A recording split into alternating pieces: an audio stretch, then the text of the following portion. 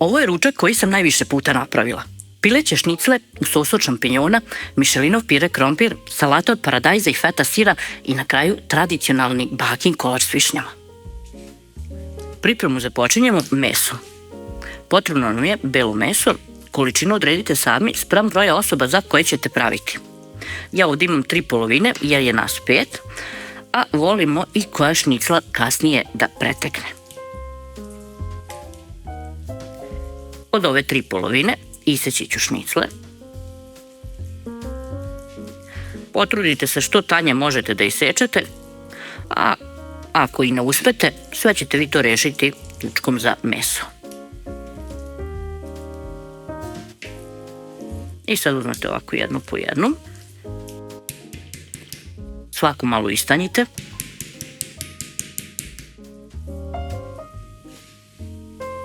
A zatim sa jedne strane ovako posolite.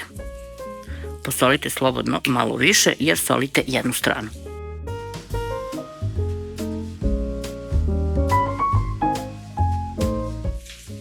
Kada ovo završimo, uzmemo jednu posudu, uspemo brašno, bilo koje, i sad idemo za šporet.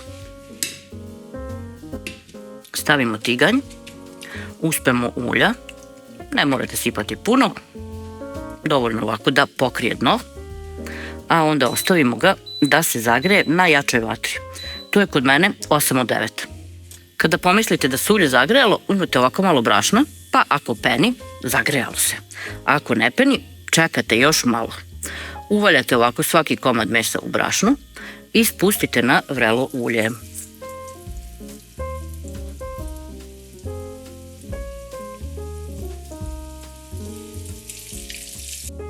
Dok se meso prži, pripremite jedan dublji tiganj ili neku šerpu. Meso se skupilo. Sad ja ovdje imam prostora da stavim ovako još jednu šniclu, ali ja to ne radim jer ću tako ohladiti ulje.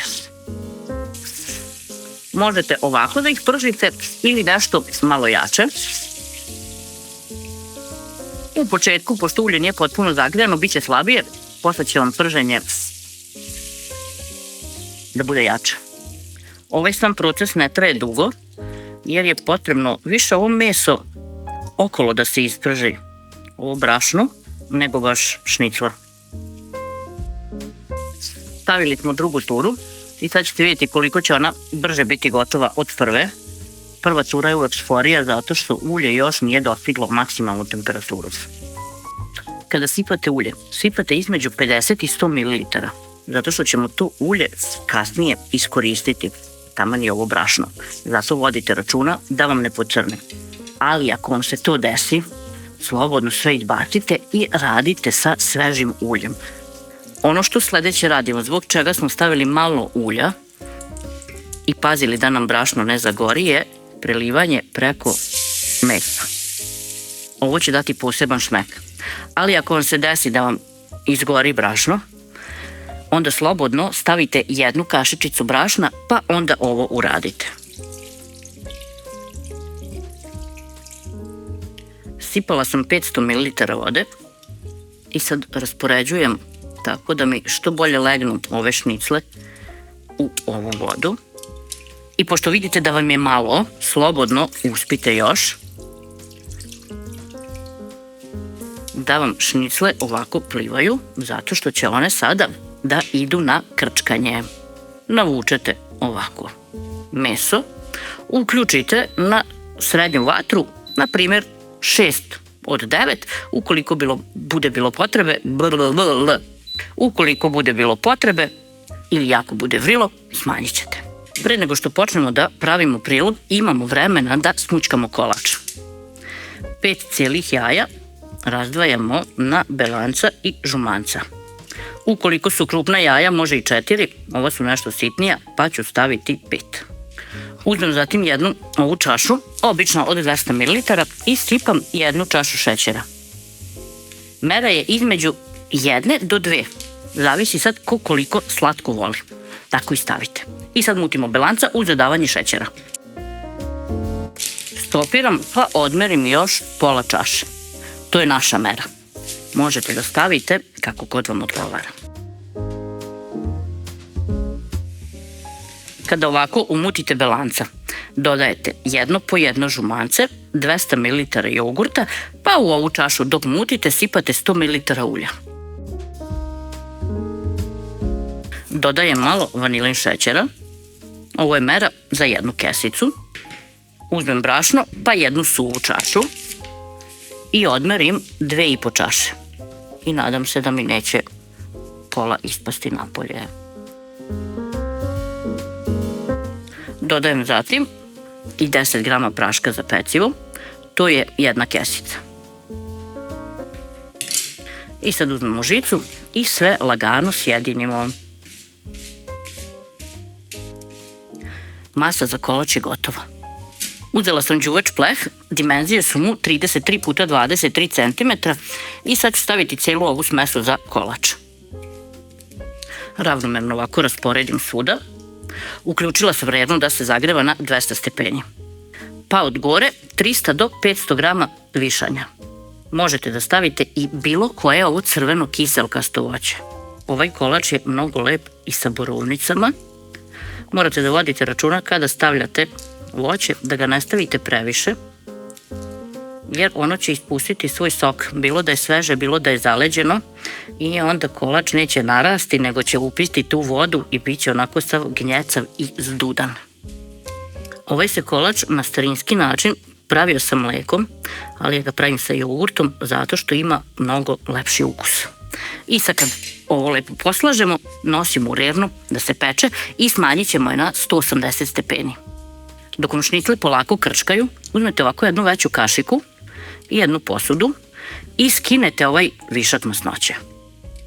Ko ne želi, naravno ne mora da je skine, ali je ja skidam, pa preporučujem i vama. Sve što još treba da uradite je da ovako vrtite.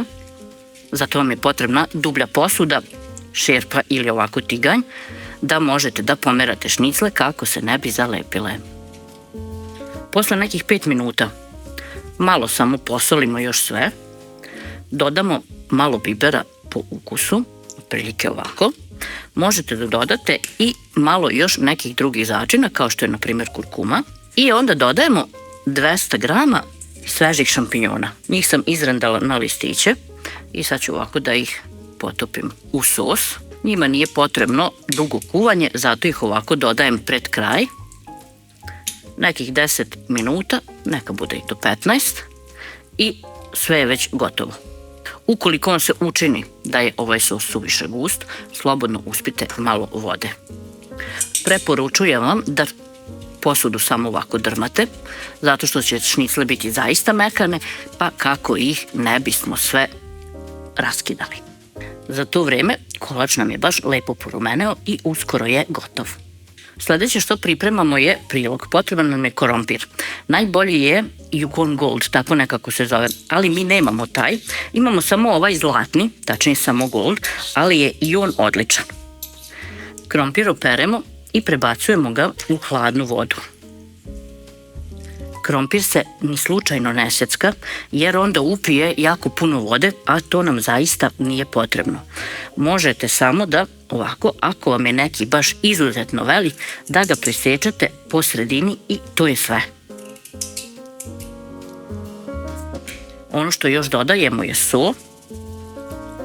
Dobro posolite vodu i nosite na vatru da se kuva. I kolač se ispekao. Pekla sam ga oko 30 minuta. Testirate čačkalicom, ako izađe suva, to je to. Pazite da ne presušite kolač. Ostavljamo ga sada da se hladi do posluženja.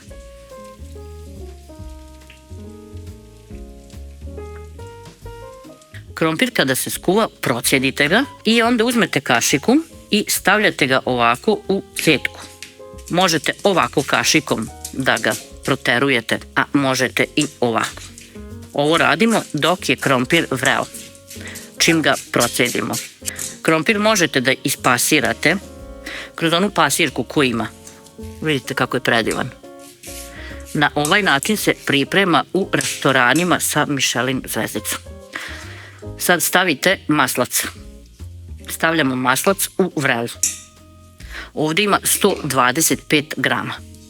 Stavljamo ga namerno u vrelo kako bi se što lepše otopio. Kada budete napravili pire na ovaj način, nećete praviti ni na jedan drugi.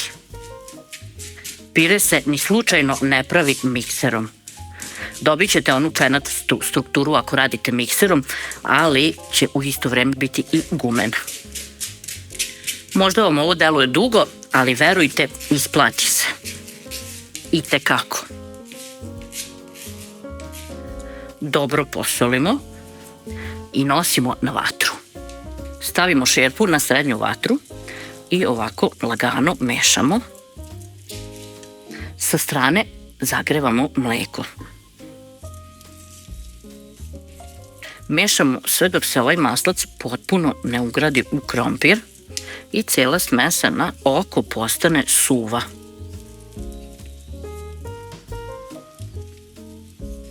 Vatra ne sme da vam bude prejaka, da vam krompir naravno ne zagori, nego kada vučete da ovako ostane trag. I sada ću da sipam malo mleka.